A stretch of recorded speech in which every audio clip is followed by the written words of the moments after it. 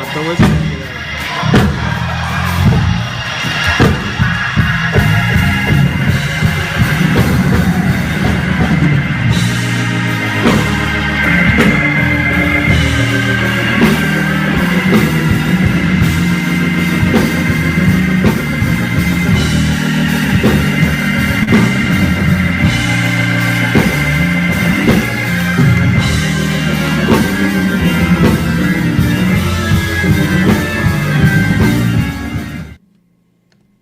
Yeah. Quest, what's up, man? Man, we in the building, man. I hear you, man. I hear you. I hear you. We in the I building, am. man. Yo, listen. I just jacked up the whole thing. I pressed go live and then I press exit. No worries. We in there. We back in again. But the Devin Yes, man man. felt bad. Listen, man. What? Fix your echo. Fix your echo. Testing. Hold on. Yeah. Yep. What a. Yeah, Okay, there we got go. it. Got it. There we go. There we go. Oh no, it's still doing it. All right, we good. We good. We Okay, good. good. Yo, listen, man. It's been it was a weekend. It was a weekend. It was a weekend, bro. It was a weekend. It's crazy. Yeah. I mean, when I mean it talk. was a weekend, man, it was one of those weekends that you don't want. If I duplicate it again, Yeah. it's gotta be for joyous. It gotta be joyous, man, For joyous. because this was with Becky's funeral and Oh, Gary's. did you get to go? No, because Gary's Yeah. mother-in-law, His mother-in-law. right? Yeah. You I know, spoke to Daryl Williams last yeah. night actually. He was there. Mikey came through. Kirk came through. Listen, I I saw know. all the pictures. The I pictures are know coming all. out. Yeah, I know the whole gang was there. Yeah, the pictures are coming out, man. So it was one of those. It was one of those, man. Yeah, So bro. got in late last night, or I should say early in the morning, Mhm. but we made it. Yeah, We made praise it through. God. Yeah. Praise God. So Praise listen, God. man, how you doing? Before we, Well, a number of things happened this week. I want to keep everybody, you know what I'm saying? Just get everybody up to speed. So one is definitely for sure that I want to you know what I'm saying? First and foremost, we in a new week, yeah, you know what I'm saying? And I want to shout out, you know what I'm saying, my homie. And because November 20th was his birthday, you know what I'm saying? And usually around this time a year, let me just you better have. I just, you know what I'm saying? Yeah. I'm gonna say it again. I You just, better have. Relax yourself now. Be set clean. Relax yourself now. Be set you know what I'm clean. saying? I just wanted to make sure, you know what I'm saying? I said, Because it couldn't relate. yeah, they couldn't relate. They couldn't relate. If he wasn't there, you couldn't relate. I want to send love to Maliki Zach Taylor, aka Fife Dog from A Tribe Called Quest. You know what I'm saying? To us, Malik. You know what I'm saying? Um, and I'm not gonna lie to you and tell you I don't miss my man. I miss him. We losing a lot of good ones, P. We Yeah, lost yeah. Paul. We lost him in 2016. We lost Pete last week. We lost Pete last week. Yep. And Mhm. I ain't gonna lie, every time his birthday come around, you know what I'm saying? I was actually in Atlanta. They did the tribute on the 21st, but I had to come back home on the 20th because if I'd have stayed another day, my wife would have had. Really. Yeah. They had the tribute. My man Rasta Roots. Shout out to my man Roots Dion. Yeah, I was did- checking your Facebook, man. You was busy at the beginning of the week, man. You was I busy. was. I was. Another partner of mine. I want y'all to look out for this. It's my boy Jamel Jackson. He's a believer. Got a dope hip hop project that he's about to release called The Force Majeure. You know what I'm saying? Wow. And Okay. he got the first joint that he did called Tell Hell No. And then he got a my man. Tell Tell hell hell no. Yeah, no. we don't want no part of that. Won't Is- put nobody. there's got to be some gear. There's got to be some gear for that, man. Oh yeah, no doubt it is. Okay. So the merch is coming. The name of the project is The Force Majeure. He got a couple of joints on there. Another joint called "Set Me Free." Man, I'm Okay. telling you, he's reminiscent of Nas. That's what every time I hear him, that's who he puts me in mind of, Nas. So Okay. so that's one thing. And then yeah, I think let me go ahead and see if I can share this with you as well. All right. You know what I'm saying? Which one is this now? I had the pleasure of well, maybe if I share the let me see if I can do. Yep, there it is. Let me see if I can. Can you see that? And of the Son and of the Holy Spirit. Yes, yes. Who's Walk that with getting Jesus baptized? and be faithful every day. So Amen.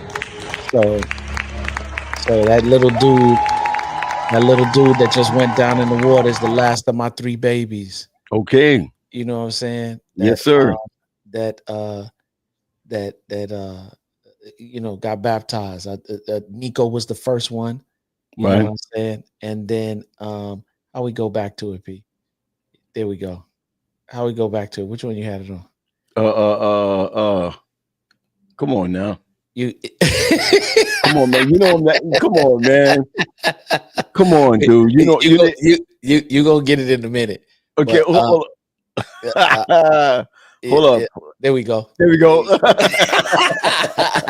But yeah, man. Mason has been on top of my head wanting to get baptized, and I was like, Mace, please don't get baptized because your brother got baptized, and you feel you want to get baptized too. So we spoke to him a little bit, ran him through some studies, and he started to understand. I'm like, this is a big decision you making now. Yeah. And so he said, Daddy, I'm up for it. So shouts out to Mason, man. He is the last of the 3, man, that got dipped. It was funny. I went to go pick Zoe up because her husband's in the Army. So I drove down to Savannah Saturday night to go get her and bring her back. And when we were driving back on Sunday morning, she said, how does it feel to have all 3 of your children baptized? Wow. And I sat there for a moment. I was like, yeah, it's a good feeling. It's probably one of the best feelings in the entire world. Absolutely. You know what I'm saying? Absolutely. I said, the thing I'm concerned about most now is what you do with your commitment. Well, you know, before we even jump into that, because we're gonna talk about commitment on the ladies' side. Oh yeah. It's funny, man. When I look back on when I was baptized, it's almost like, man, that thing is. When you talk about commitment, man, I was committed to what I knew. I was committed to what I knew. Yeah. But you know, when I was baptized, it was, you know, obey your parents. Yeah. Do what's right in school. Yeah. My second baptism was stop touching them. Come on. My third baptism was like, you don't do this, you're going to hell. You know what I mean? Oh man. Yo, RK3 said, how are you even old enough to have married kids though? I'm still trying to figure it out, RK. I'm still trying to figure that joint out.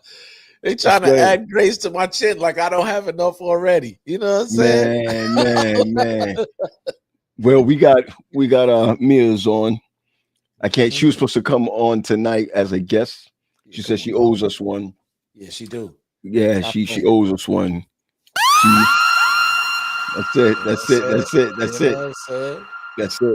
So listen, man, last time we was on, we had a wonderful conversation, and I mean, it went a little crazy, man. It ended up having become a conversation in my house, man. Word? Men and accountability, you know, and you know, about us having accountability partners, men having accountability partners. And you know, it was funny because in the conversation, the question came up 2 weeks ago. Do women have accountabilities? All right. Because a couple of friends of mine, man, when we get together, we talk sometimes, and they feel like, I'm just telling you, they feel like their wives don't have friends that's going to set them straight. But it seems like women. Oh, I see Sade's face. Look at her face. I'm even afraid to bring her up. But they you know, yeah. Oh yeah. So the crazy thing is, as much as women say, I want my husband to have an accountability partner, or I want my boyfriend to have accountability partner. Do you have one? Do you have an accountability partner? And I was talking to somebody earlier, and they was like, yo, I'm gonna tell you right now. I was talking to a young lady. She was like, the problem with accountabilities for women is that this is what she said. I think that women talk too much. As I'm just telling you what she said. And that they're really at each other's throats. But someone said to me, the truth of the matter is, what's good for the goose is good for you for the gander. Your thoughts, man, and then we'll bring up Sade on this one. No, let me tell you what my honest thought is. I don't know what people say. I just go based upon what I've observed in this particular place in space. And what I've learned is a lot of the times of my experience with a lot of women, there are a few exceptions. Let me put this disclaimer out there. There are a number of exceptions to the game. I've come across some women who understand accountability. Okay. I've come across and who operate in it. Whether they like it or not, well, truth be told, none of us really like when we're being called out. But when you called me this week, I was like, man, am I ready? Yeah. When you called me this week, I was like, am I ready? What's up? Yeah. But here's the thing. I think people think that accountability is just for when people call you out on your stuff. It's not only for that. It's so that the person that you're accountable to is not above you. They're walking with you and have their own struggles as well that they got to grow through. And accountability is a two-way street. It's not a one-way street. Okay. Right? Because everybody has something that they're dealing with. Something. Right. You know what I'm saying? Yeah. The question is, are you vulnerable? What I've seen with a lot of women and once again, let me put the disclaimer that there are a number of them that understand. But what I've seen with more women than less is they can tell you the things that you're doing wrong. But the minute that as a matter of fact, when you see all the dating channels and all the dating posts, the minute that you turn around and express the same thing, one of two things happen. They take it and make it their own situation, or they become defensive about what it is that you're telling them about. That's my experience. Once again, there are a number of women who understand accountability and operate in it. But I don't know. I think I'll leave it right there for now. I got you. Terry asked the question, man. He said, hello, gents. Haven't been on here for a while. Whose cage are we rattling tonight? All right, let's go. Let's bring up Sade. Come on. Hey, sis, how are you? Sister Darlington. Sister Darlington. Blessed and highly favored in the Lord. Come on. Oh my goodness. Get out of here. Come on, get out of here. She started her mess already. Come on. I'm blessed and highly favored. I think it's really great that we have someone who's single and we have someone who's married just about to come on. I'm going to introduce her in a little bit. But Sade, you heard what we said, about women having accountability partners. I don't want to press you yet before we bring on our next guest. I really believe that women really want their men to have someone. My wife asked me the question the other day, who's your best friend? Mm-hmm. She asked me, what is that in your hand? Oh, a pen. I take notes. Yo, let me tell you what I thought that was. I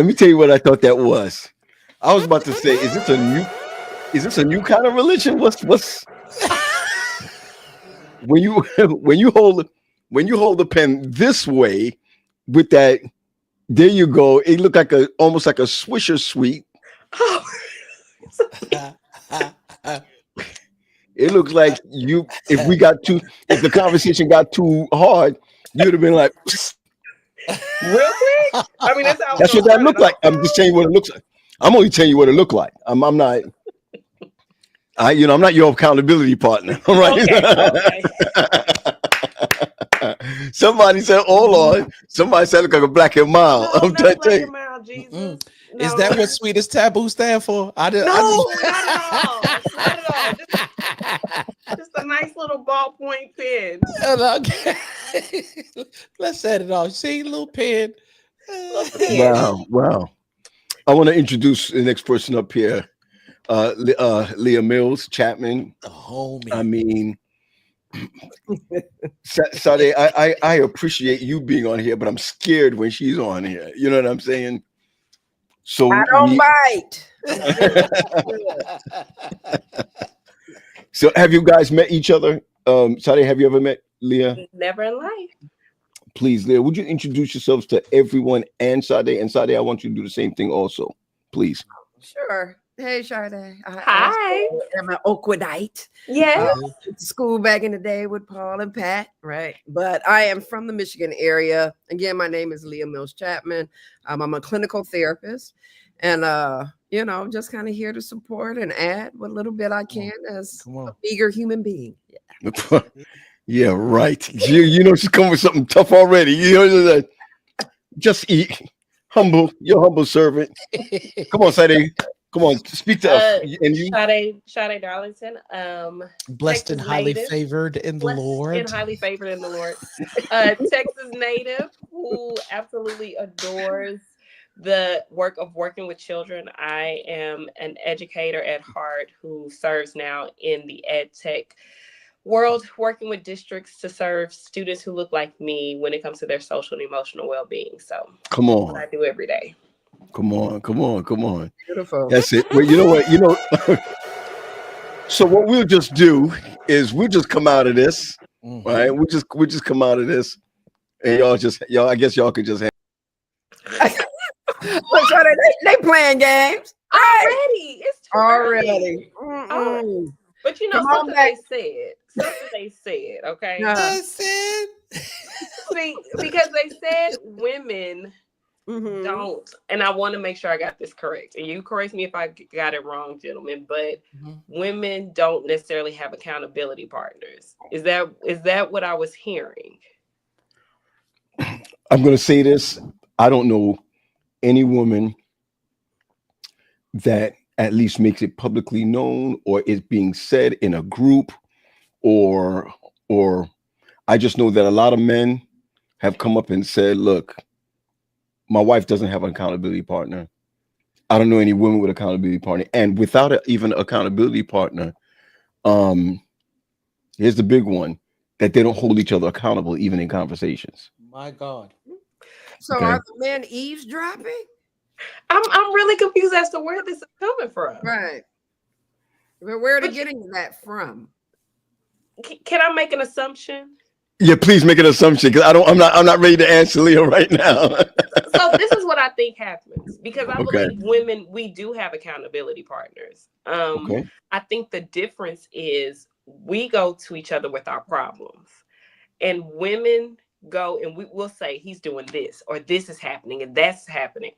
And the first time we hear it, we're like, girl, you got to pray through that. You got to work through that. The second time, girl, you got to pray through that. And then at some point we get tired of hearing it just like y'all do. And we're like, what are you going to do to change it?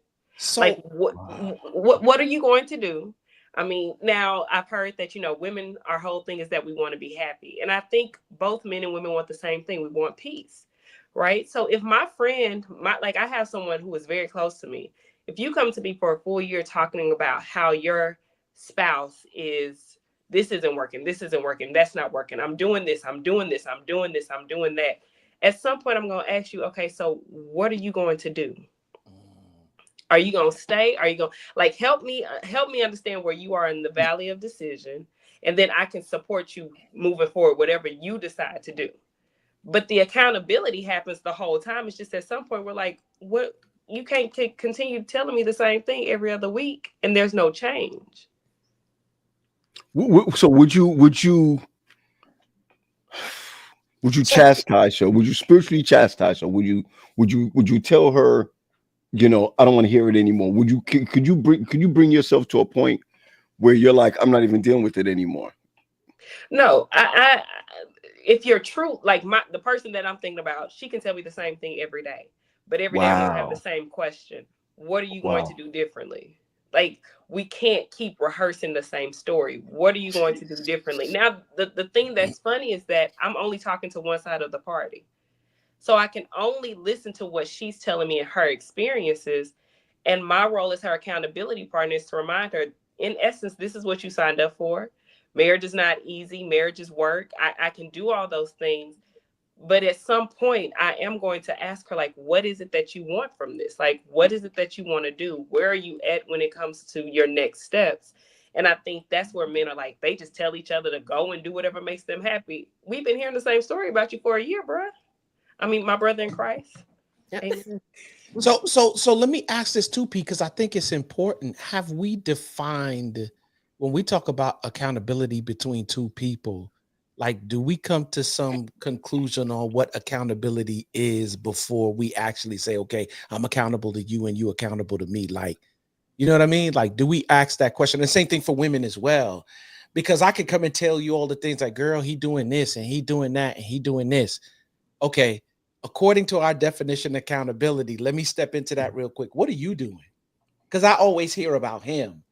You know what I'm saying? Like the dudes that I'm accountable to, when I talk about the stuff that like is it, like whenever I hit those hard, difficult places and I choose to use my lifeline of accountability, I'll say, this is what's happening. She do this, she do that. Okay, that sounds good. Tell me what you doing now. And I think, and let me say, in my experience, I feel as though we lead with what we are doing. I feel as though we lead with like, I'm trying to do date night. I'm trying to do this. I'm trying to do that. I'm trying to be more connected. But I think when it comes to relationships, right, especially a lot of women go into their relationships wanting their spouse to be the spiritual leader. And when that is not happening, it becomes overwhelming to where it does sound like I'm just sitting up here complaining. But I've had a friend say, I should not be the one trying to foster my family into heaven. That's his role. I should not be the one having to lead family worship. I should not be the one getting us up for Sabbath school. I should not, and those are the complaints. But as your accountability partner, my question is, you knew what you were getting into before we got here, sweetie. Like, wow. And you would see, my thing is, but would you say it? Would you say it? Most definitely. Most definitely. Can I interject just a little bit? Uh-oh. So oftentimes we don't know what we're getting into until we get there. Boom, boom. Right. Okay.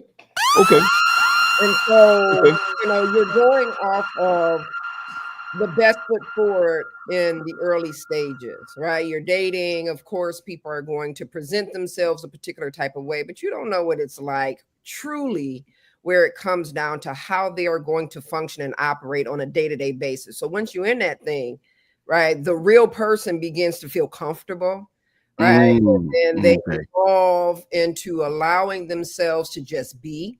Situations will trigger people into being all sorts of individuals, sometimes to the point they don't even know their own selves, right? Jesus have mercy. So the reality is when we're talking about accountability, we got to look at the framework of what accountability truly is and from what vantage point it's coming from. So a female or a woman is not going to think like a man a lot of times. Some of us are capable in doing so, contingent upon if we were reared and raised around a bunch of men, then we might have a little bit of insight into how you all think somewhat, right? Okay. But even there, we may still miss the mark most times. So, you know, do we have accountability partners? For sure, right? We call them friends. So you're not going to be my friend if I don't feel that you have my best interest at heart and you will come to me and speak truth, right? Even when I'm wrong, I know it's coming from a space of love. So, you know, when you ask the question, am I going to check my girls? Most definitely. I just, you know, I listen, Doc, I hear where you're coming from. But here's my issue. I think my issue is that when men are looking towards men as an accountability, like we talked about 2 weeks ago, it's like it's only got to be a one-on-one. We don't have, I'm just saying, it's not necessarily like we have 1, 2, 3, 4 guys that we look to as accountabilities. We may look to them as these 4 individuals that I know I can speak to about certain things. But when we look at accountability as men, we say that there's only one guy. There's only one individual. And don't get me wrong, you know, Quest, you may have 1 or 2 or what have you, but it's scary because I don't know who's a real friend And that's what I was going to say, is that scary because you only have one viewpoint and one perspective on a particular situation that could have a whole lot of different, right, ways to see it. So you limit yourself with just one accountability partner. I got you. So is your accountability or your friend or friends, are they married? Do you have any married ones or single? I have married, I have single, I have complicated, I have everything.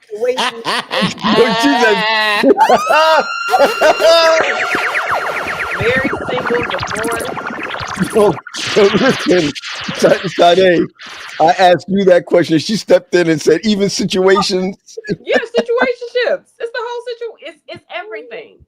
And I think the difference is between men and I'm going to say this. All of my accountability partners were all walking a walk. So I'm not looking for my accountability partner to be perfect. I'm looking for my accountability partner to be vulnerable. I'm looking for my accountability partner to be transparent, where I've literally had conversations where it's like, I'm thinking about doing this. No, sis. Like, let's pull it back, because you're going to feel this way afterwards. Like, because we've been here before, we've walked this walk together. And this is not something that happens in a vacuum. It's not something that happens in 6 months. One of my accountability partners, we've known each other since 2007. We could not stand each other our freshman year at Oakwood. Could not. We still to this day say, I don't know how we're friends. Wow. But when we call each other with, this is what I'm, and it's not just relationships. This is what I'm dealing with personally. This is what I'm dealing with career-wise. This is what I'm dealing with health-wise. And it's, Sade, this is what you said you wanted for yourself. This is how you said you wanted to present yourself. I can go to her and say, hey, you told me this is what you wanted to do, and you're not doing that. So, wow. Again, what are you going to do to change it? And it's not that we're yes women. It's at the end of the day, you're an adult, and I can't make you do anything. I can't make you be right. I can't make you do what I believe to be true. But as your friend, I'm going to support you in prayer and hope that the best turns out for you. Wow. You know, Leah makes a comment here. She says, pride. She said, I don't think some men want to be emotionally or spiritually challenged in ways that require consistent vulnerability. It's crazy. It's crazy she says that, because we talked about that last week when men came up and said, I don't think I want to be challenged like that. You know, I don't think I want to be put in a corner, so to speak, because here's the issue. The issue is that we as men don't see being emotionally challenged or spiritually challenged as a good thing, as a building thing. We don't see it as, or we don't see it that way by the way that we're approached in it. We're more or less approached in it like, this is what you're supposed to be doing. You need to do this or you need to do that, which doesn't help us to be emotionally or spiritually challenged. It puts us in a doghouse, so to speak.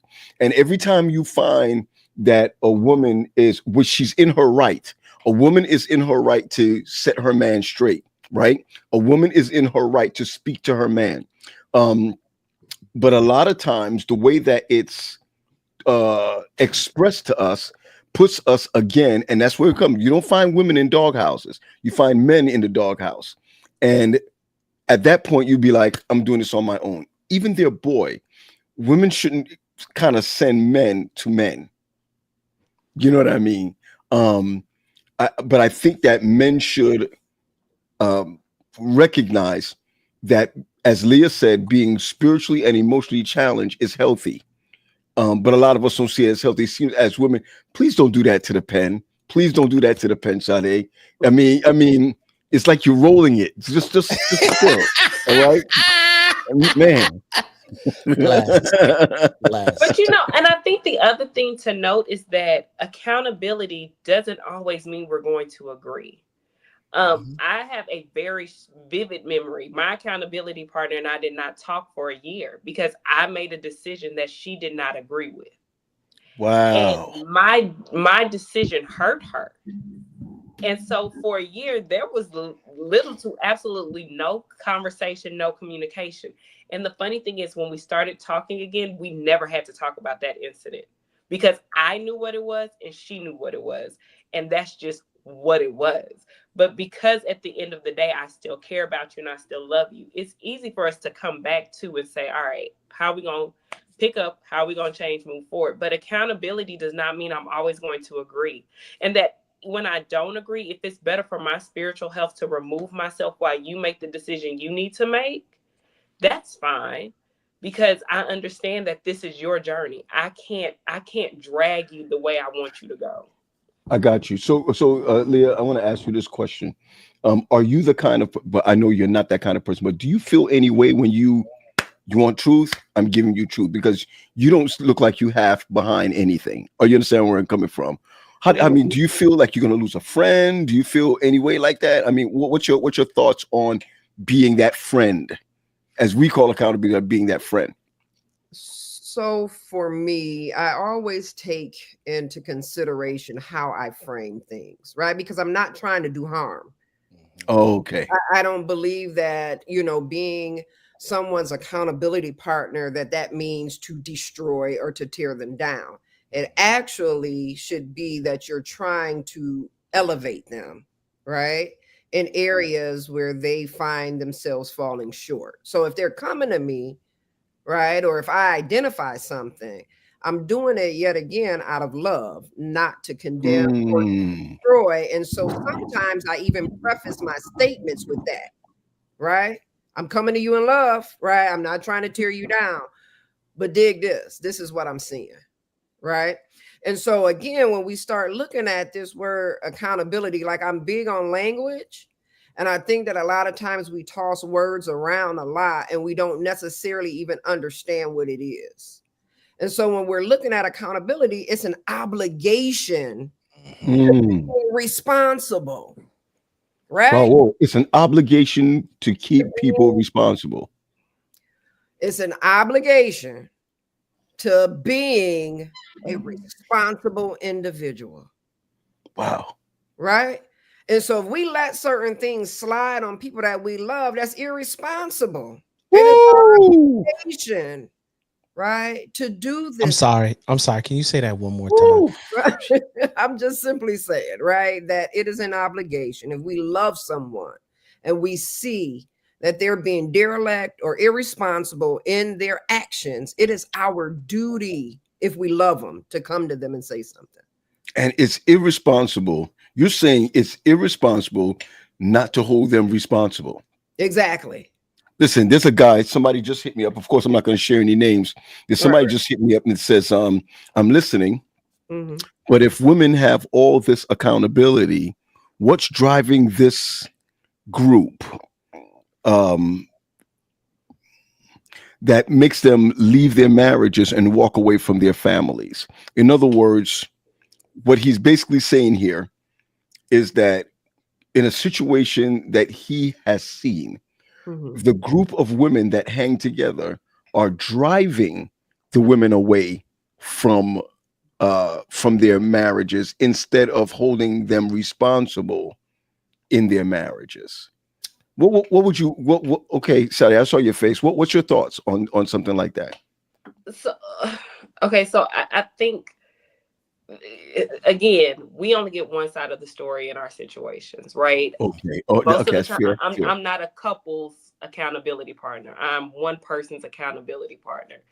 And I will say full-heartedly, I do not believe in divorce, right? I do not believe in it. I pray that whenever I get married, that's something that never comes up in conversation. Come on. But I also don't believe in disrespect.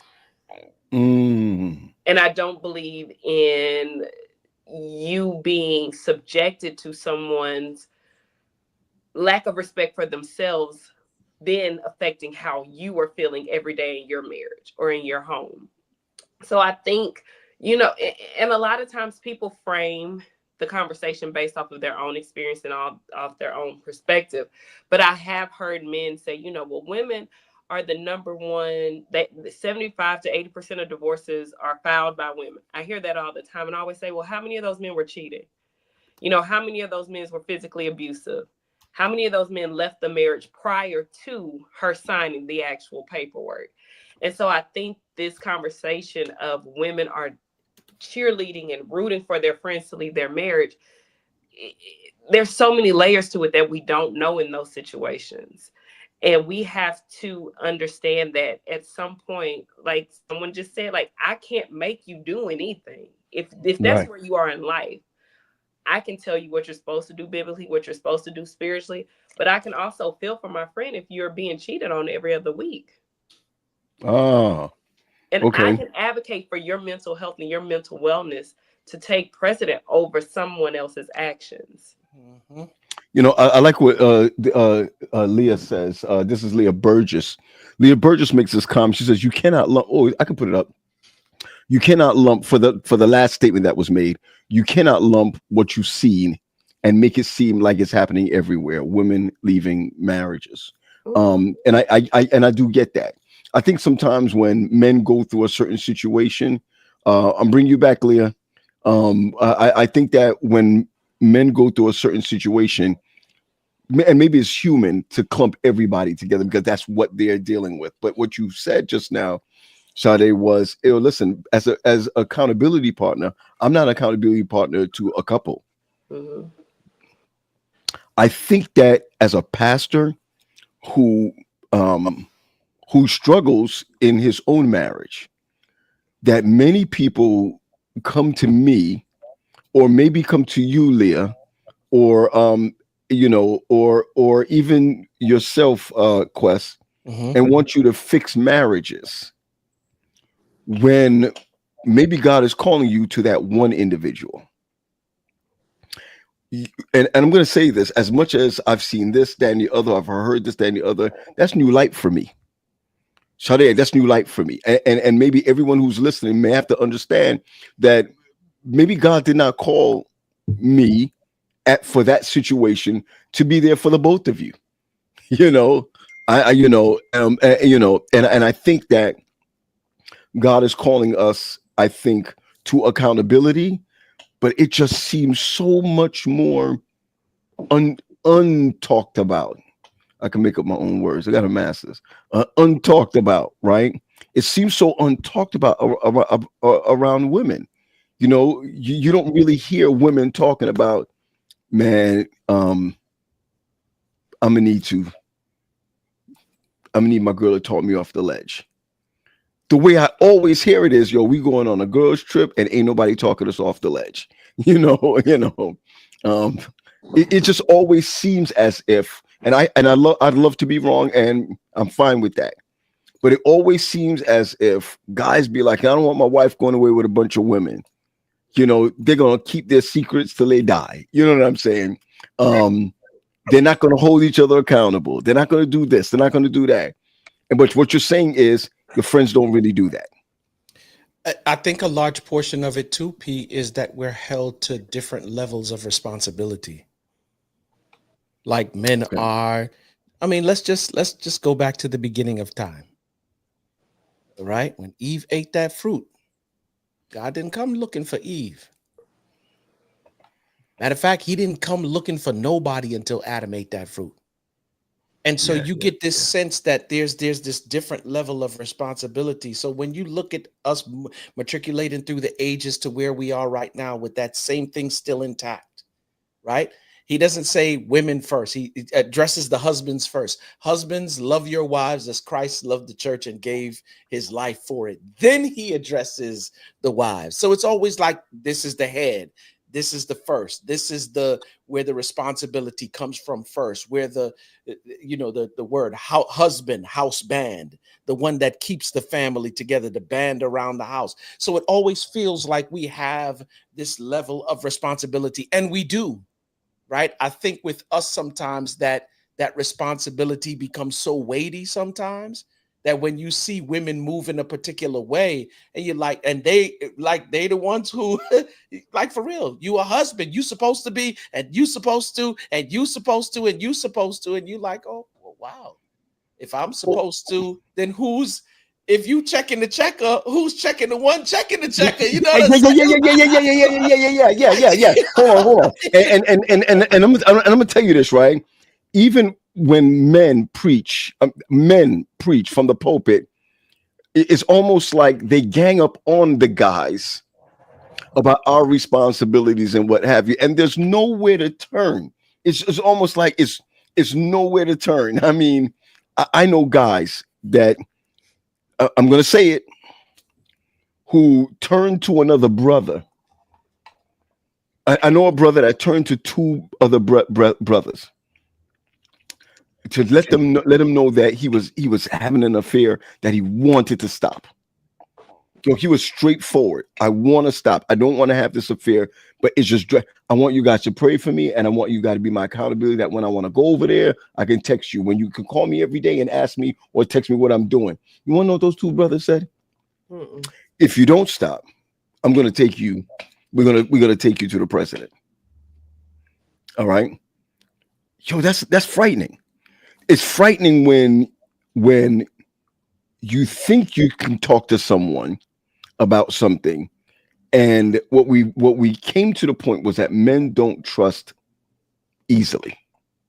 Men don't trust easily. Would you say women trust easily, or you just have a better understanding of how we say your sixth sense works better than ours? No, Go ahead, Shirley.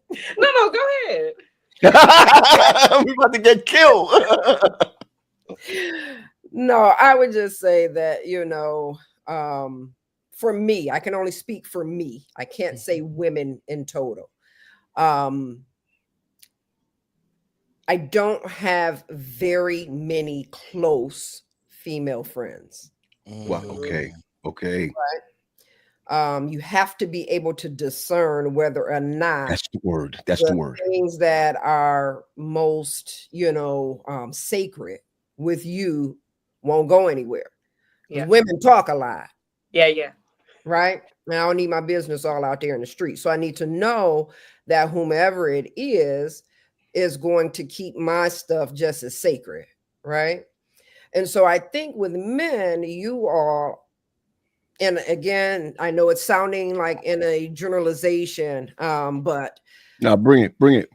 That society has like conditioned you all into just being doers, right? So you just are just kind of like going, and you're not giving yourself time to sit back, to observe, and to see that you all need support as well.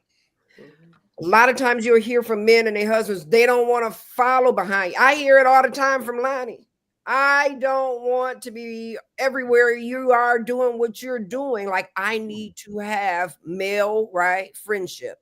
And I agree with that, because you all think in certain types of ways. And when you finally get to the space where you can actually talk it through, we're happy.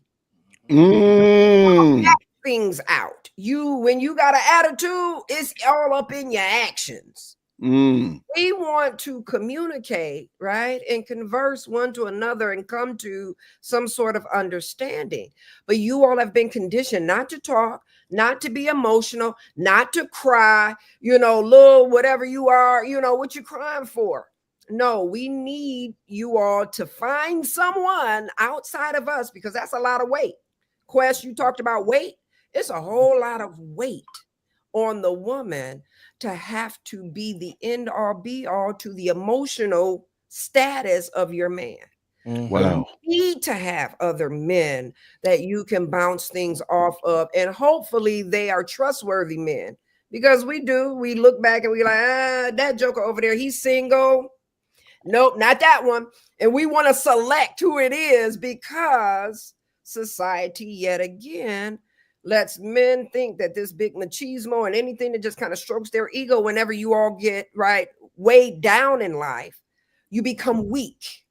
And we don't want you to be weak. We want you to actually be more solid, where you can come back home and we feel secure.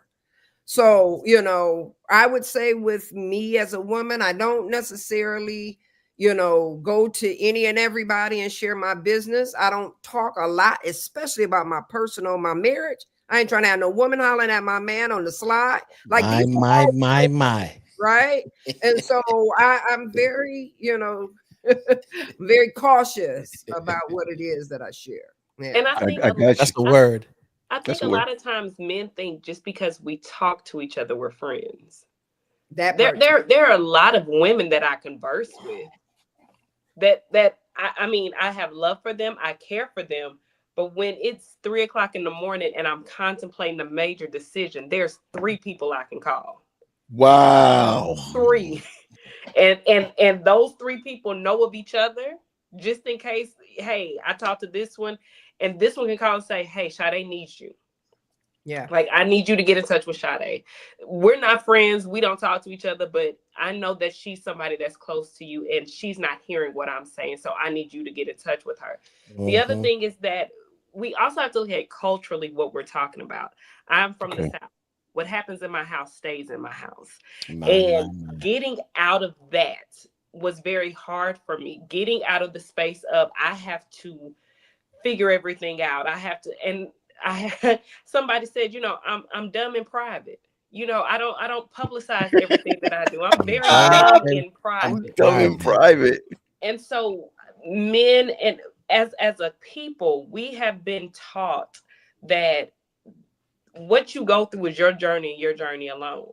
And this is why a lot of men struggle with therapy, right? Because it is very hard for you to sit down and say, this is what I'm going through. This is what I'm experiencing, and I need help. We go to therapy and throw everything up. But I've also had to learn, I'm very selective with who I go to therapy with. I understand sometimes I need a Black man to tell me, Sade, no, that is the dumbest thing you said. Okay. Wow. Wow. That's interesting. Exactly. Because when I found my therapist, I didn't want a Black man. I wanted a Black woman. I remember we talked about that, Quest. Because of the way that I was raised, and in like dudes will feel me. No, I need you know what I'm saying? And not only that, I wanted somebody who was going to like I just started my therapy back up again, right? Because in this season, my dots ain't dotting. You know what I'm saying? And I'm like, okay, yeah, let me get her back on the. And she would not allow me to. What's that eye roll for? What's that chuckle for? Why did you? You know what I'm saying? She's like, oh, you like to fight back tears. Yeah, I do. Right. And I'm glad because she won't allow me to do those things. But here's the thing that that I was speaking to in terms of what Sade was saying a while ago. If most men would really look at this perspective more than it's more than just me telling my business or being vulnerable. This is the process by which I have to go through in order to be the best version of myself. Right. I can't, if I'm not a doctor, I can't write prescriptions for me if I don't know you know what I'm saying? I have to go somebody to help me walk through that. Why not go to somebody? When your check engine light, to go to the mechanic, right? If you bust a hole in the sheetrock, you know what I'm saying? To call the carpenter, right? If the plumbing ain't right in the house, to call the plumbing. Or if the light switch don't work, to call the electrician. Why, when you're going through anything cognitively, you don't know how to call a therapist, or it's taboo to call a therapist? So you would rather have your mental check engine light come on and just let it stay there until that sucker break down? Well, no, because your parents went to the pastor. Or they went to someone else in the family. They didn't go and sit. And it's funny because my best friend and I were talking today. I said, do you notice how often we say, so how was your therapy session this week? We talk about what happens in therapy. What are the challenges? What did they say to you this time? And so I think that's a conversation for us. That's something that gives us hope. Okay, so I wasn't going to say nothing. I was going to let your therapist handle that part because I'm not your therapist. But we have to understand that our parents didn't access this guide. Right. My grandparents did.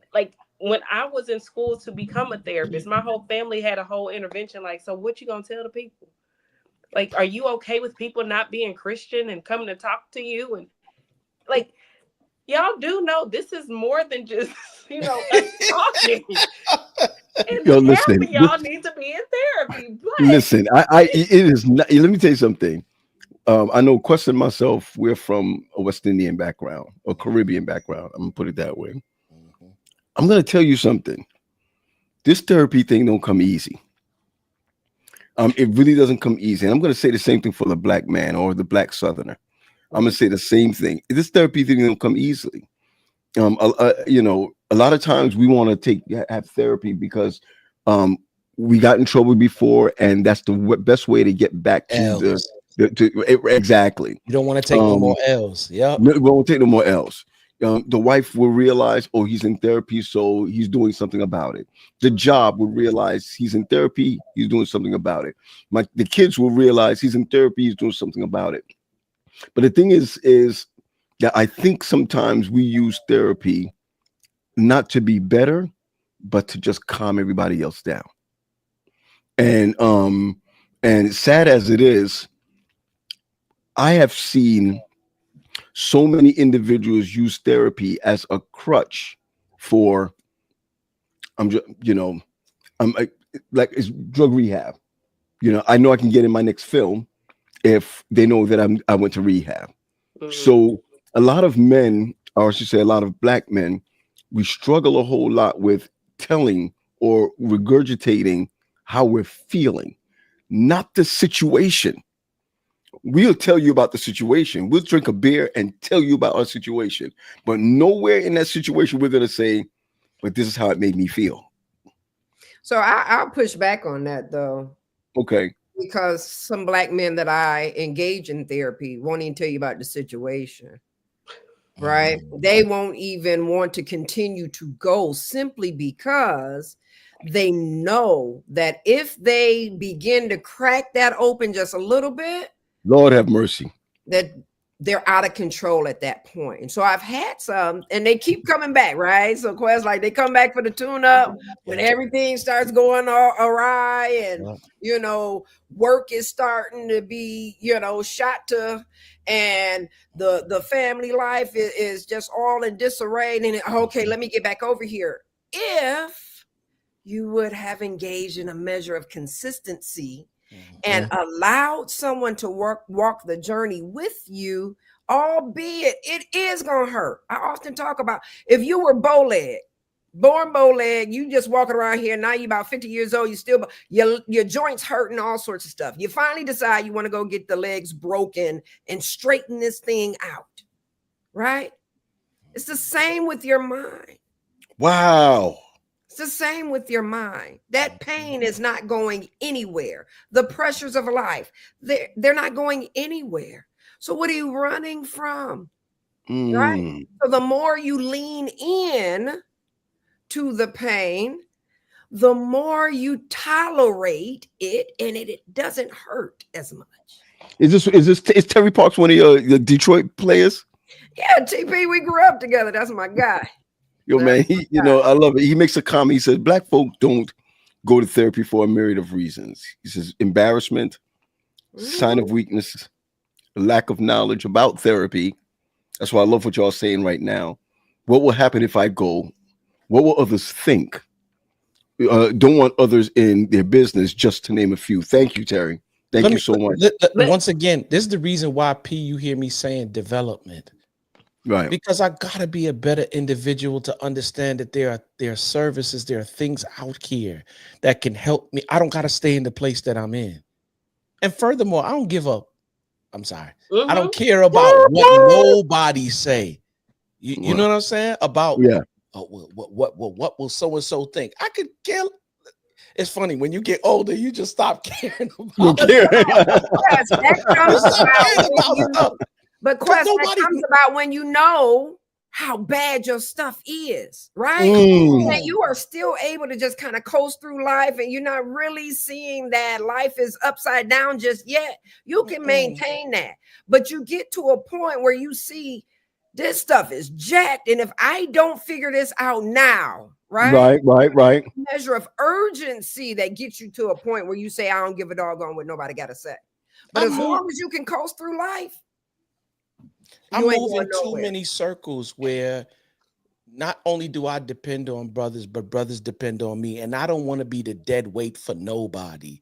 But I also want to be the person for my peoples that, you know what I'm saying? When you going through, You can lean right here, because there might be a time where I'm going through and I'm going to have to lean over there. And not only that, my marriage is dependent on me. My children is dependent. I just dipped my last baby this weekend. You know what I'm saying? Like, just baptized the last one. Now they're going through their own little spiritual journeys and stuff. He 8 years old. My daughter just had a baby. That's my grandson now. So now he in the game, all of them in the crib this week, right?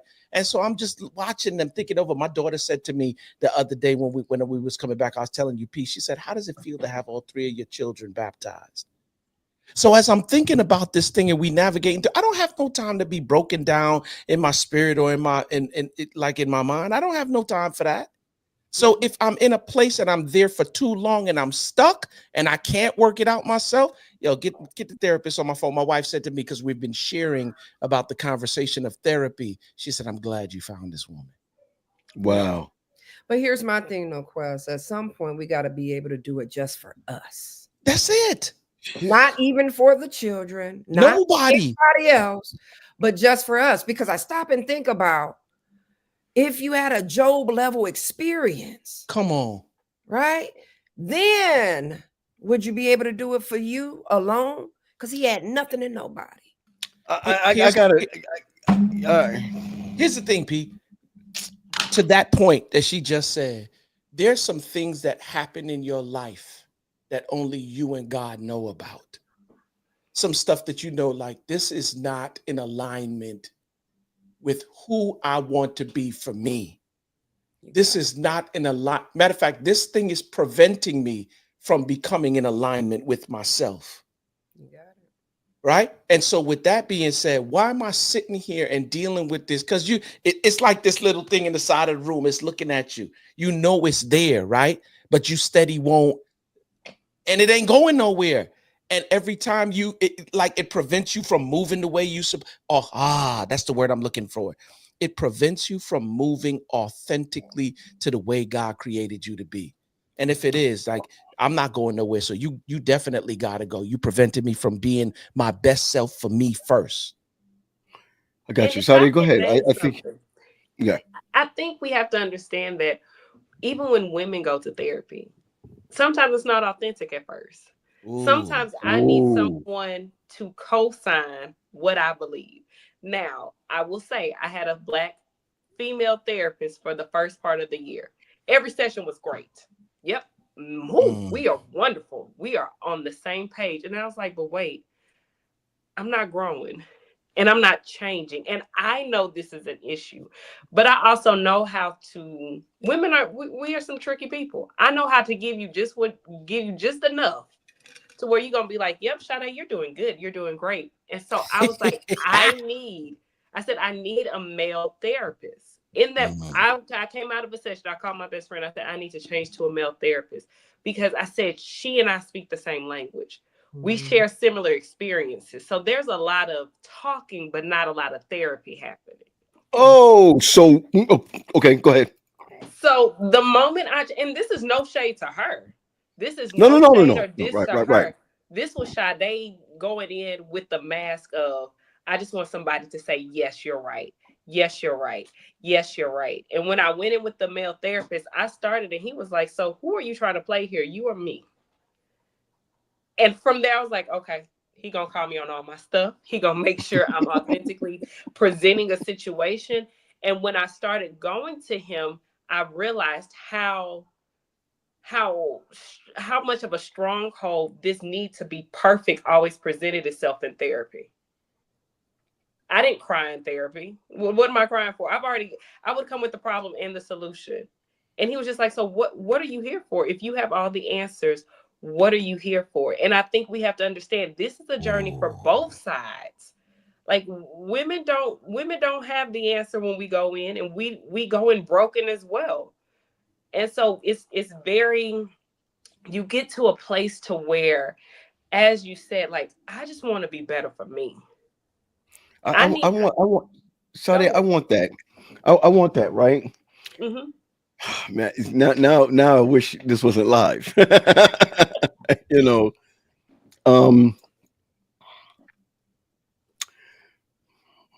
one of the hardest things is to be everything for everyone. And I'm going to tell you, if I went to therapy, 100% it wouldn't be for me. It would be so that someone would know that I'm trying. So why are you trying to give everything to all people? I'm going to tell you, right? Let me tell you something. Wow. And if this goes somewhere, it goes somewhere. I think the problem is that my life and so many other guys, that's why I love being a ministerial director or an associate when I'm talking to a lot of the pastors, because I think they are authentic with me and I can be authentic with them. Mm-hmm. It's scary when your life is wrapped up around your morality. Okay. Where if they know that I'm seeing a therapist, they'll know that I'm somewhat making it. And what I'm hearing tonight is you don't necessarily need to be a therapist so that you can make it. You need a therapist because you need a therapist. You know what I'm saying? You need somebody to talk to. I mean, this weekend, right? And I just figured out being online with you guys right now. I had 2 funerals, right? Speaking engagement. My children are driving back from Oakwood by themselves. Okay. I don't care if there's 19 and 21, they're still kids to me. All right. And I'm trying to figure out, why am I so doggone stressed? Why is everybody, it's like, I feel like everybody's on my back. I go on YouTube while I'm in church to look at and see how my other church is doing. And then I said to everyone, when I come back on Monday, I'm not doing nothing. I'm going to stay in this bed. I'm going to just watch something, veg out in the whole 9. And then immediately something happens for church on my day off. And I get up to make a move to make sure certain things are done or what have you. And the issue simply is that many of us who are public servants end up living for the public instead of themselves. There's this guy, Bob, right? Oh, your girl husband, Bob. Brianna. I could say Brianna's husband, Bob. He texted me yesterday. I'm driving, man. My man is texting me, right? Well, I'm riding and he's texting me. He said to me, what is your hobby? Because his therapist says you need a hobby. The last therapist told me I needed a hobby. And while I'm bowling, I'm saying, what am I bowling for? Right? Why am I bowling? Am I knocking down those pins and those are my troubles? What am I bowling for? And it simply said, you don't have time for yourself. You don't have time for yourself. And when you sit in therapy, you think that you're in therapy for someone else. And until you made the comment, Leah, and you also made the comment that this is for you. This is not for everybody. It's for you. I think I learned that lesson tonight. That if I go to therapy, because you've been killing me this week with this quest. Last week with this. If you go to therapy, it has to be for you. Because the sometimes the assignment is not always something to do or some goal to accomplish.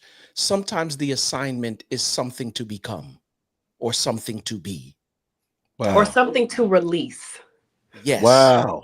Right? So, and that's good, because to be honest with you, one of the things that the therapist is making clear to me is that sometimes when I show up, I got to make sure all the ducks are lined up and everything's in place before I show up. If the ducks ain't lined up and if everything that's supposed to be in place ain't in place, then I don't show up. So can I add this? And I'm hearing like all of the various components about therapy and all are true. Sometimes therapy is just simply so that you can learn to sit in your situation. Come on. Okay. Yeah. Okay. Yeah. Okay. Mm-hmm. Okay. All right, everybody. Let's put it. Wait. Can I, Leah? That was so dope. Why? Because I just dealt with it this week. Like, if I'm in worship and I cry, I'm good. But for anything outside of that, yeah, you ain't seeing no tears drop from the kid.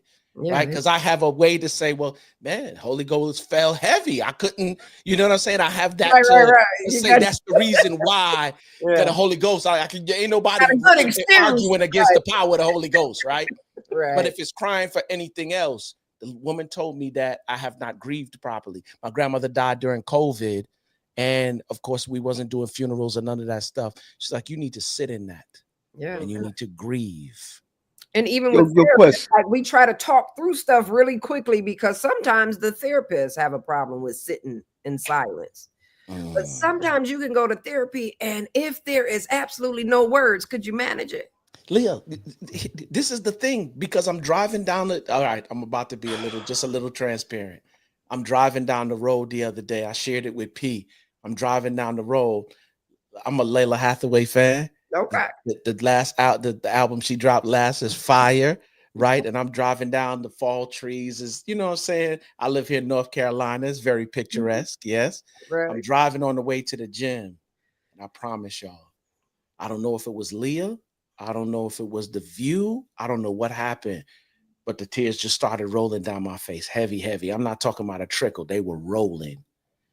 And I'm forced to ask myself, what in the devil are you crying for? Like, nigga, snap out of it. I'm sorry, that's our word. I don't care what you said. Like, nigga, snap out of it. You know what I'm saying? Like, snap out. And I called her and sent her a text, and she said, yes. I said, what? What do you mean, yes? She said, welcome to your release phase. Wow. I remember we talked on that one. You see what I'm saying? Oh, yeah. So this is come on, Shar. No. I think a lot of times I remember, to your point, there were two things I learned in therapy about myself. My therapist said, Sade, you were so busy protecting others that you're not protecting yourself. Ooh. You are so busy making sure everybody else is okay that you're not making sure that you yourself are okay. And the funniest thing is, in my last relationship, I told the gentleman, I said, you see a part of me my own family doesn't see. I do not cry. I'm sorry, what? Tears? No, there has to be death or an emergency. Other than that, I ain't doing it. And I gotta let the song cry. Okay. I'll listen to a song and be like, see, that's how I'm feeling. See? And my therapist, one day I came in and he was like, okay, what's your favorite song? And I said it was something by Jasmine Sullivan. And he said, I want you just to say the lyrics just over and over. And I'm saying them. And I start crying. I'm like, oh, hold up, homie. We're going to take a break. He said, no. He said, and we're not going to say anything else for the rest of the session. I said, sir, I'll pay you for an hour to talk. Mm-hmm. For 45 minutes, he just let me cry. Wow. And he was like, it's because you never allow yourself to just sit still and feel. He said, that's your song for a reason. He was like, but you never said that's connected to a person, that's connected to an event. He said, but you yourself never allow yourself just to sit there and be okay with not being okay. You got it. You got to see it coming down my eye. Okay, so I see this in a whole different light now, right? Every time you go on Facebook, you go on Instagram, you know, people be like, I'm not okay today, right? And it's okay not to be okay. This is why I think women work well with women when you are not okay and you have that conversation, because what I'm hearing from the both of you is that we can relate. Mm-hmm. We can relate on so many different levels. Women relate on so many different levels. To be honest with you, men, we're not trying to relate. Just be my cheerleader. Are we like I always said, I love my intelligent as them though? For them, because of the way that they relate, are we as emotionally intelligent as women are? I don't think we are. And I don't think so either. That's why that they're able to relate a lot better than we do. Absolutely, and I think that women can take on more than we can take on. No. You don't think emotionally? No. I think we do it better, but because we know how to, right? This is what I tell people: a ton of bricks weighs the same as a ton of cotton balls. Just because the material is different doesn't mean that the weight is different. I stand corrected. I stand corrected. Yeah. I stand. I'm listen. What I tell you all the time, Quest. This is where I get my beat up. I get my beat downs right here. Because let me tell you something. I stand corrected, sis. Because you brought up Job, right? And I've always said I hate the way people paint Job's wife, because she lost her children. She lost her home. She like they both lost everything. But we want to have pity for Job and curse her. She was just dealing with it the way that she knew how to deal with it. That was her level. She was angry. She was, whatever it was. But we curse her for how she showed her emotion. And I'm like, why do we pity him? Because he was reverent before God, right? He was, I'm okay, and I'm going to be okay, and she was like, God, I'm angry. God, I'm upset. I am frustrated beyond belief. Let this man curse you so we can move on. But they were dealing with the same weight. They just dealt with it differently. And we praise him and curse her. And so I think a lot of times men think, oh yeah, y'all can take it. Y'all can, we can't. We in the same boat as you trying to learn how. One more time. Stand corrected. I stand corrected. We cannot. I stand corrected. And theologically speaking, God never had anything evil to say about her. So he understood. He understood that he it seems as if God understood her. I think God understands us all. Right? We just show up differently. But he has, he has no void of understanding of what So yeah. And I think a lot of times we try to, and I just made a post about this morning. I had to learn how to be upset in my prayer time. I had to learn how to say, God, I don't know what you're doing. I'm not coming to you with the pretty, Lord, wherever you take me. No, sir. What are you doing? Where are we going? What is happening? Hello. Are you there yet? Like what? Excuse me. Where are you? And it's because I was raised, you can't question God. You can't be angry with God. You can't, like, it's like we only think God only likes us when we're happy with him. Wow. It's like, how do we, and that's what stifles a lot of people's relationship with God, is because, God, I'm angry with you, so I've been told I can't talk to you right now. I'm angry with you. Or I'm angry with you, so I'm going to do what I want right now. Yeah. Or I'm angry with you, not just I don't feel like talking to you right now, but I'm angry with you, so I'm just going to, you know what? I'm just going to walk out of your will. But here's the thing, though. God created emotions, so he knows how long emotions will resonate. Yep. And he knows how long it will take for them to dissipate. So mercy. Walk away. He knows at some point in time there'll be. I'm sorry. Can you just repeat that? She probably can't. That probably was a woman. That was Holy Ghost. But it's real, though. It's real. He created it. He gets it, right? Scientifically, we talk about emotions only last for 60 to maybe 90 seconds. We hold on to them. And so he knows at some point that grip will not be always as tight. We'll be back. It's all right. And the greatest thing is when you embrace, like, I remember I was done. I was like, listen, and I tell people, I hear God, like I hear Jesus. And it's very annoying when you're upset with somebody and they keep trying to tell you, I love you, sir, I don't believe, I don't see that. And one night I was like, okay, listen, I don't want to hear from you. I don't want you to talk to me.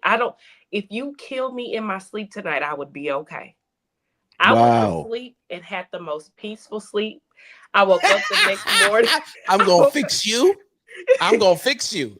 and when I woke up the next morning, I didn't have to say, I'm sorry. That wasn't my first word. I said, thank you.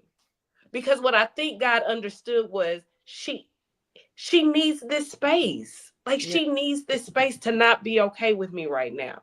Because if I push her, or if I just keep going, she's gonna feel forced or pressured to come back when she's not ready. Isn't it crazy that I'm going to say this, right?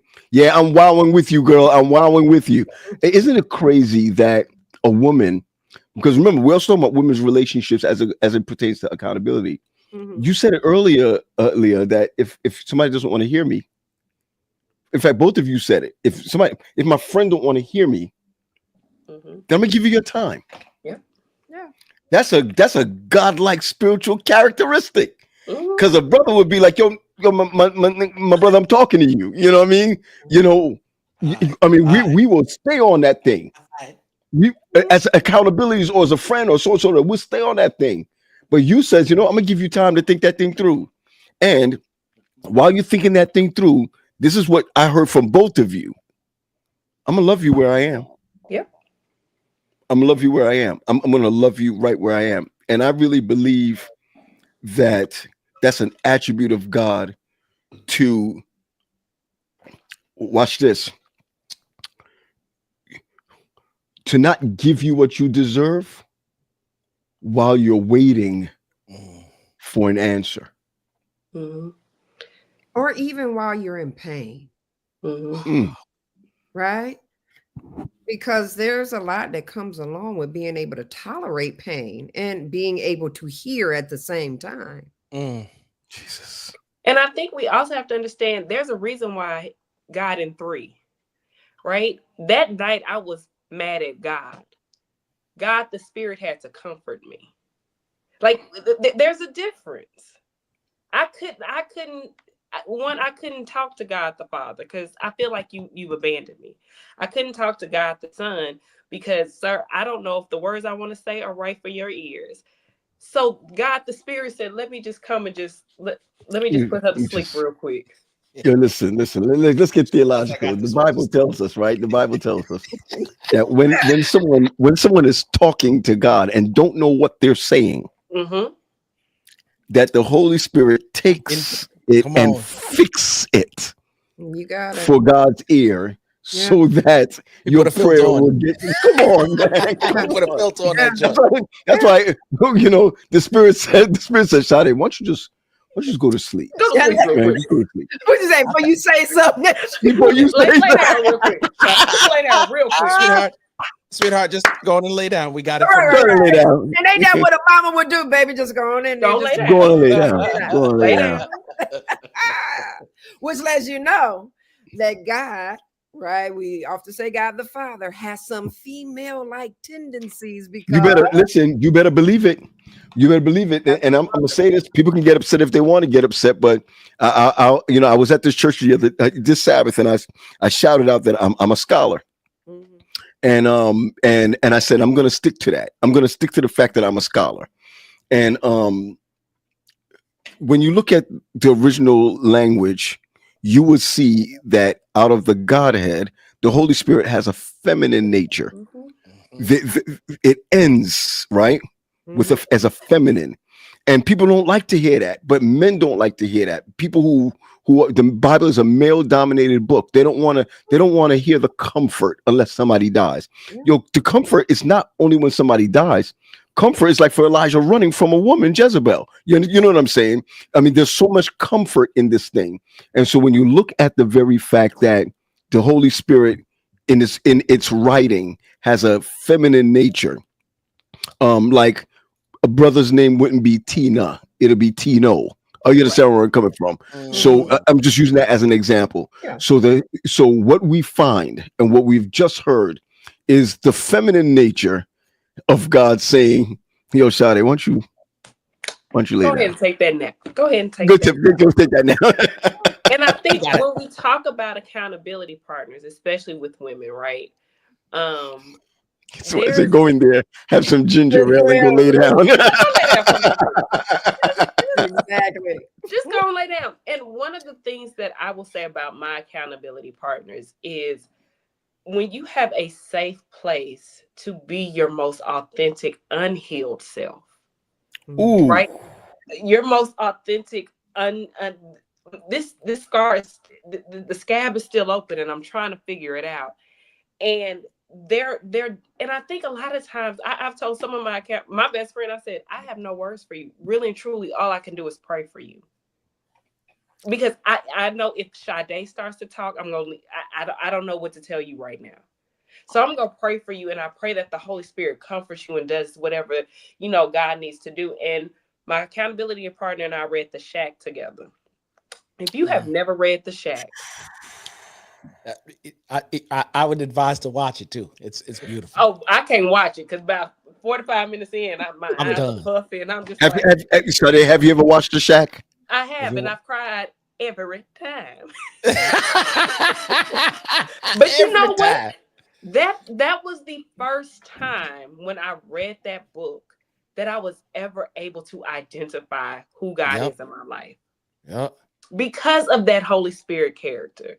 Because I was like, because I always tell people, if you read the Old Testament by itself, God is not he's not someone that you're like, I want to run to this person. Right, you're not attracted. You're not attracted to him. Because, you make him mad, he make just fire and brimstone in the heat of a night. Like, I don't. And then when you get comfortable and he shows it, when you get comfortable with him showing up this particular way in your life, he flips the script and shows up another way in your life. If you remember, he showed up as that one dude, and then he changed. He was like, wait a minute. He's like, yeah, for what we're about to do today, you're going to need a father. I was like, God. In this moment. And I think a lot of times we as women, we want to take away the power of the Holy Spirit in the lives of the men we have. Ooh. I want to be your comforter. I want to be your peace. I want to come to me. Let me fix you. Let me heal you. Instead of, let me pray for you. Okay. Let me pray that God sends let me put my arms around you. This was meant to be. And I'm also come to go me. ahead, Leah. Yeah. I'm in therapy. Y'all shut up. I'm in therapy. Go ahead, Leah.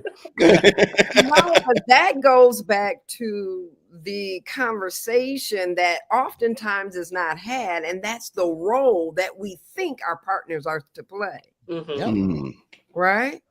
Because we are all conditioned to show up in certain types of ways. And it starts from our family. It don't start with our intimate partners. It starts from back when you were a kid. Okay. You've been conditioned to show up in relationships a particular type of way.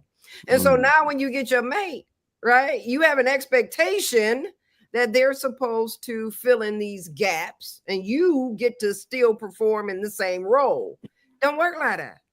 So it needs to be a conversation that's had where you openly, share what you feel your role is in this relationship, and vice versa. And then we see whether or not there's some things that, we're not seeing eye to eye on.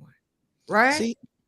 See, this is the reason why too, Leah, like I always encourage people, like if you dating, just try to be the most healed version of yourself you can possibly be. Because if you choose somebody in the state that you in that context right there, all you're going to do is choose somebody who's a reflection of who you are spiritually. I tell everybody, you're a mirror, right? Your mate is a mirror of who you are.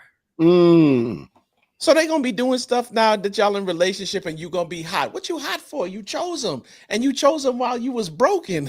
You know what I'm saying? Broken, just going to choose broken. You know what I'm saying? Most times broken chooses to feel, and they don't understand. I tell my clients, you chose toilet paper to fill a wet hole. It's not working like that. I love it. Come back. Where you go? Come on back. Hey. Come back. Look, do I get to hit? Come back. That's bananas to fill a wet hole. And I think you have to be open to hearing how other people experience you. You have to be open to how other people experience you, and asking, like in relationship, right? I'm single, dating, trying to figure it all out. I ask, like, how do you experience me?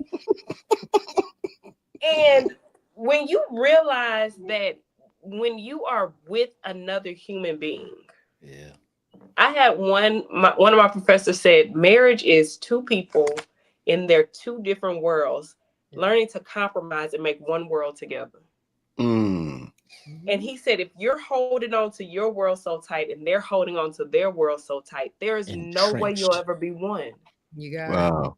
it. And he said, what you have to let go of is that stuff that's not going to serve either one of you. And I was like, well, you know, I'm single for a reason, I guess. Well, you know, I'm. We say you ain't ready to let go, Sade. You know what? Every Monday when we do this, right? I keep forgetting that we're supposed to finish at 10:30. But I got to tell you, man, there's never been a Monday that I've not been enlightened. You know, and I know that this is really like for guys, right? This really what we're going to is for guys. But when we did this 2 weeks ago, someone said, "What about us?" You know, and to recognize that y'all don't call each other accountabilities. You call each other friends. And it brings me back to the conversation that Wendy had with me 2 weeks ago. She said, "Who's your friend? And please don't tell me Pat or Gary." As she said right off the back, "Don't tell me Pat or Gary." And I began to think about it, and it was extensive. The conversation was extensive, and we went through it, and she said, "I know you for years. You don't have a friend." Mm-hmm. She says, "You don't have a go-to. You don't have a friend. You don't have somebody you can vomit your stuff on. You don't have any of that." Mm-hmm. And she asked me why, and I was able, which I would not say here, I was able to pinpoint why I do not have a friend. Oh, I did tell y'all because I heard about what happened to somebody, mm-hmm. and I've decided that in my pastorship where I make errors and mistakes, right, that I don't feel comfortable going to somebody and saying to them, "This is what I did. This is how I think." Mm-hmm. All right, because it doesn't have to always be actions. This is how I think. Mm-hmm. Sometimes I want to walk away from this, that, or other, whatever. And what she said was, "You don't have anyone to talk to." That's a scary place to be, because what I heard today from all three of you is that Jesus was left at the garden without friends. Mm-hmm. Okay? Because he didn't say, "Hey, I need a miracle, guys." What he was saying was, "I need help." And he was not able to turn to anyone until, as you said, Sade, he has to turn to the Father. He has to turn to the Holy Spirit. The angels came and ministered unto him because you didn't have a friend. And I like that. I would like to not say, "I just want an accountability partner." Yeah, I'd like friends, someone who understands. And so I've learned that tonight, concerning friends. Go ahead, Leah. I'm just wondering, though, when we're talking back about Jesus, right? There's going to be times in our lives where we will have to walk a journey alone. Okay. We will not be able to access a friend. Then there will be other times where friends, right, will be available. So when you look at Jesus, he had 12 of them. He was with, he kicked it with, he ate with, right? When you eat, that builds attachment. So I'm certain that they were talking about something. Right? He showed up with Mary and them. He partied. He talked about Lazarus. That was his friend. He wept. So we can't say that Jesus didn't have friends. There were just moments in his life that it was that he needed to be alone and with his Father. And that's all good. Right? And I think we have to look at times where he willingly went and the times where God had to make him go. Oh, wow. You took it right out of my mouth. Yeah, because sometimes Jesus will cause, we know that there's the perfect will and the permissive will. Yeah. And a lot of the times what happens is in our lives, we think it's his permissive will, but it's actually his perfect will. Mm-hmm. He's taking you right down to the wall Yep. And you can't go around that joker. You can't go under that joker. You can't go over it. You got to go through it. This is the reason why I'm saying sometimes it's not always about a particular goal or achieving this or making more money, or sometimes it's becoming an individual, somebody who can be able to reveal themselves vulnerably in public. Sometimes it's about sitting in your stuff and becoming whatever individual is able to do that. When we remove all the stuff, who are you at the core? Yeah. Because if you are basing your health upon what you do, what happens when you can't do that stuff no more? Are you still healthy? Yeah. I hear you. And even your accountability partner can be your distraction. Ooh. Right? Yeah. Hey, listen, family, as we land the plane, I do this all the time. I ask you your question, a last question, and you could plead the fifth. You could answer it, and then we go one by one out. I'm going to start with you, Leah.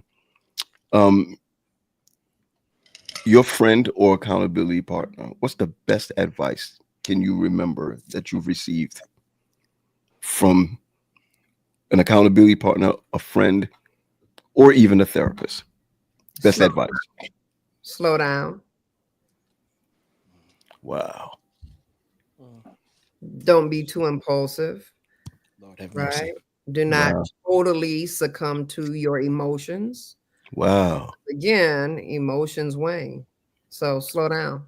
Because what you feel right now, you may not feel tomorrow.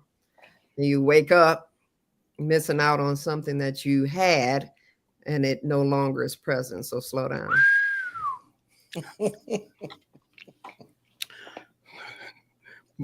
My sis was it's so sad because this is when I take you out of the squares.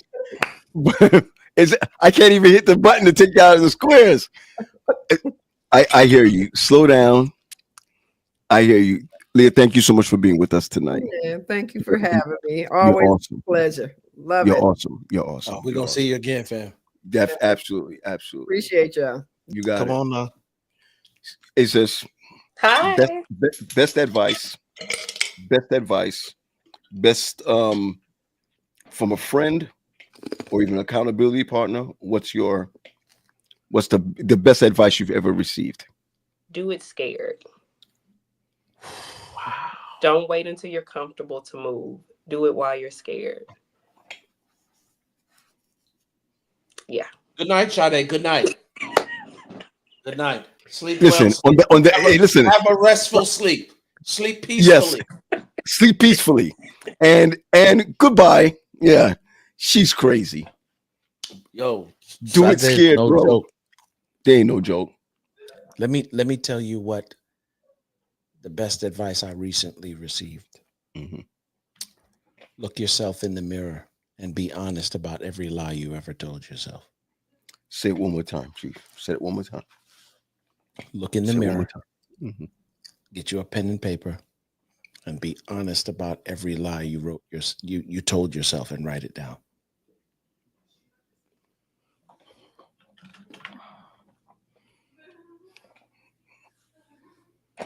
Listen, man, I want to. This was good. I'm glad you feel so. I took an ace whooping. We can't bring these. Yo, listen, man. But I'll be honest, though, Pete. This is the kind of conversations that people like if you really want to grow.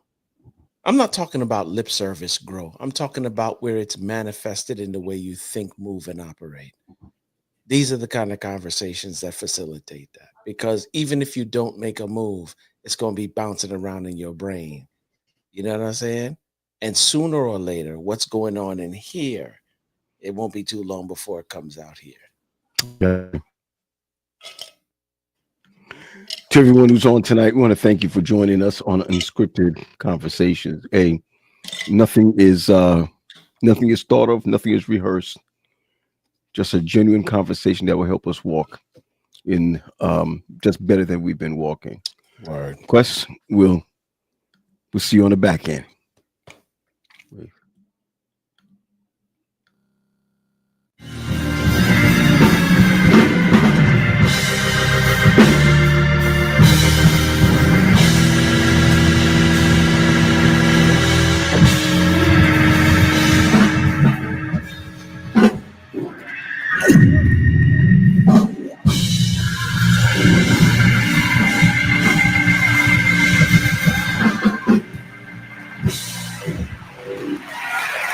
That's it.